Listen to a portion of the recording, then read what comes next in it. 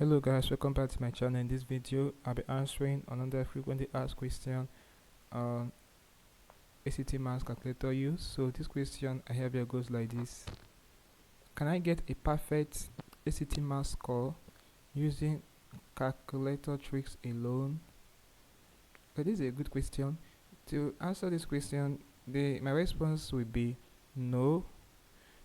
Calculator tricks are valuable tools, but success on the ACT still depends on a solid understanding of algebra, geometry, trigonometry, functions, and problem solving strategies.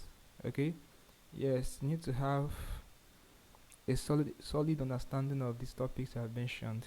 So if you have a good understanding of them, the calculator is is there to give you leverage, or to you know reduce your time of doing the mental work yourself. Okay, but a proper understanding of these foundational topics I have mentioned is very important.